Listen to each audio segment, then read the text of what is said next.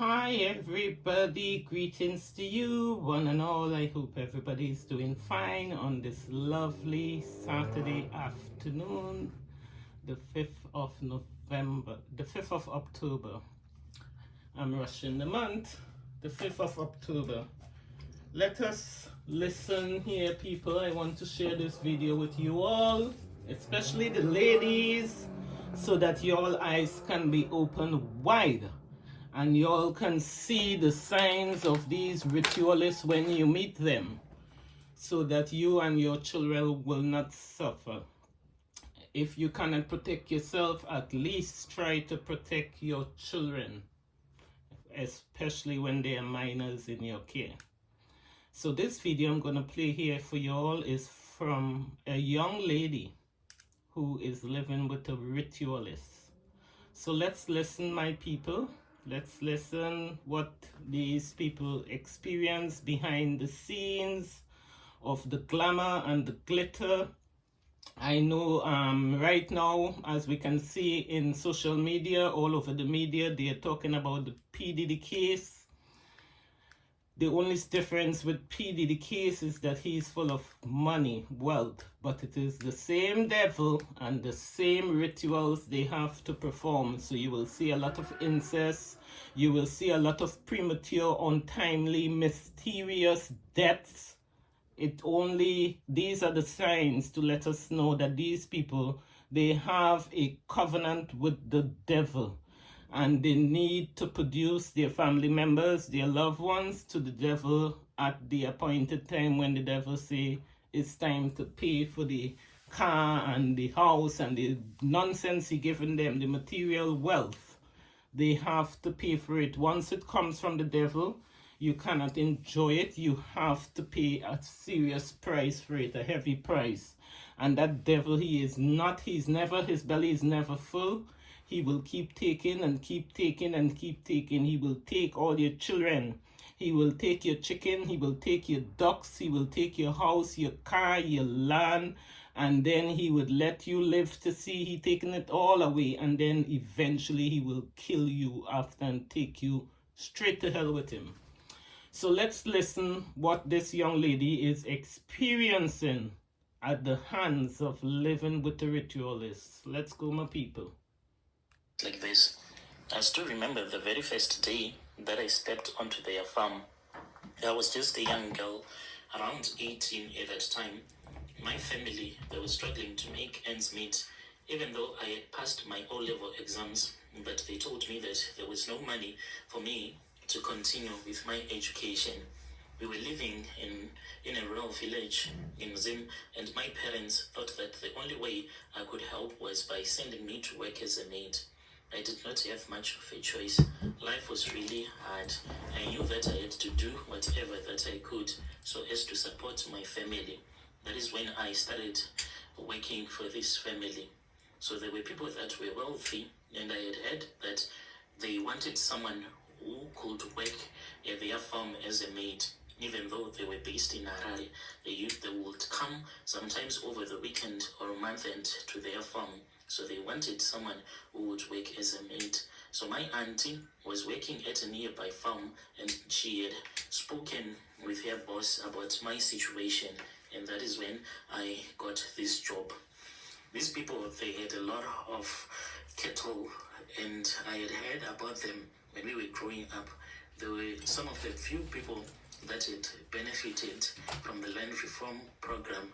So I was excited knowing that these people had a lot of money. So most of the days I would be alone with the gardener as well as the other farm workers, but I was not living in the main room. We had these other workers' quarters where we were staying. So I would spend most of my time cleaning, cooking, and whenever there would be at the farm, that is when I would have a lot of work. So they had their own son, whom I had heard about. The son was in Canada furthering his education. So I only heard the mom talking about him. When he returned back, that was when I met him. He was older than me. He was past his 20s, and he seemed to be more interested in running the farm and making money more than in anything else. Occasionally, I would see him from a distance, like as he would be supervising the workers, speaking to his parents. He was handsome and very quiet, but he never paid no attention to me. Not at all. He never paid attention. So it all began one day when he asked me if I was free enough to go with him to Harare. So I agreed. Whilst he was driving, that was when I saw that he kept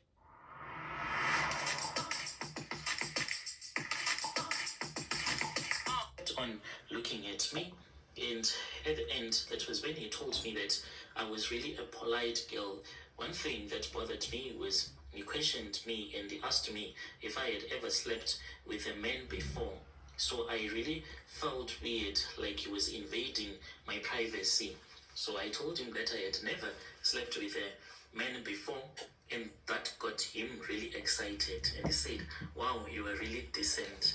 A decent girl like you, with all of your beauty, you should get a good husband." When we returned back from the city, I think that he told his parents about me still being a virgin. I was invited for dinner.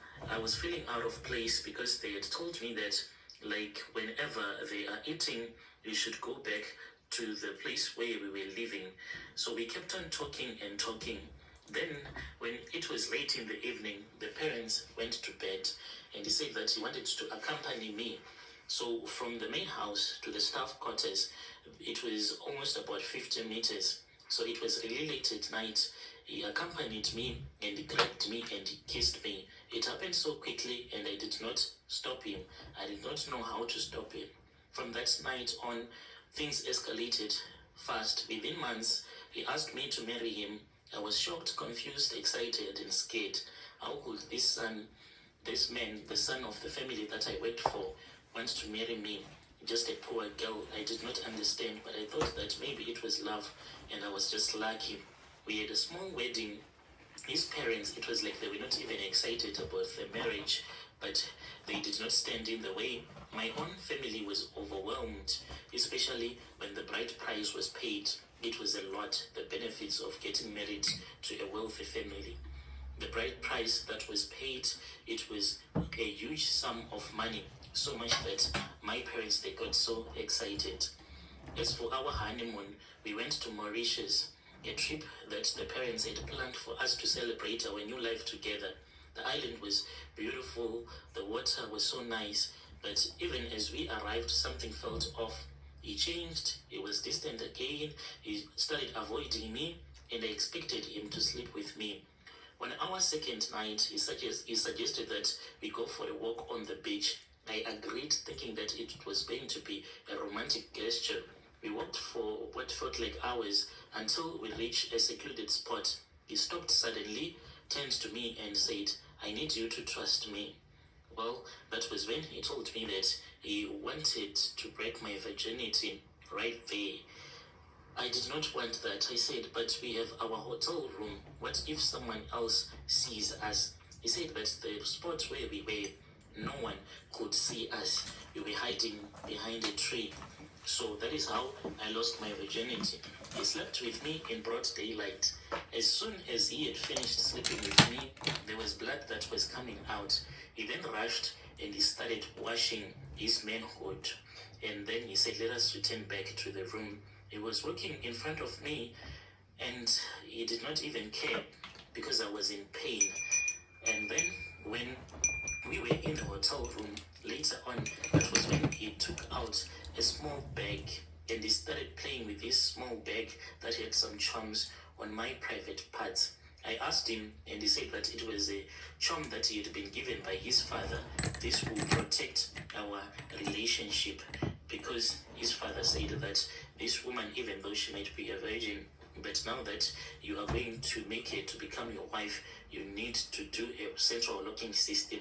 I did not understand it, but with time I started to understand that these people, they were just ritualists. But I could not get the proof that my husband and his family, they are all occultists. Years went by, we had our daughter, our only child, whom I'll call Tariro. She is the light of my life, the only thing that brings me real joy. As for my husband, He also loves her, even though he told me that one child is enough, no need for us to keep on trying. But there was always something strange about the way that he looked at our daughter, as if he saw a wife in our daughter. So it was just me telling myself that maybe it is just my imagination.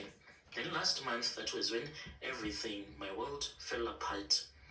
So she came to me one night and she was crying and she was shaking and trembling.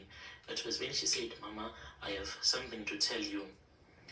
I could feel my heart pounding in my chest. I sat with her down. That was when she told me that her father, a few weeks earlier, had taken her to a graveyard because at the place where they have their farm, there used to be a village. So in that village, there is a place where they used to bury their loved ones. The village is no longer there anymore. So that is where my husband took our daughter. She said that he took her to that graveyard and then he made her to lie on top of the grave. And then my husband then removed her underwear. And after he had removed the underwear, she said that he placed a small bag that contained some charms on her private parts. And it was as if she was caught up in a trance. She said that from the grave, she saw a snake that had bright colors that came out of the grave. And then this snake started vomiting money. This is what my daughter told me that my husband was doing. And they had a bag, an empty bag that my husband was said to have collected from the car. And as this snake was vomiting money, my husband was filling the bag with money. And then they returned back. She finished telling me the story and I could not even know how to respond to her. I just cried.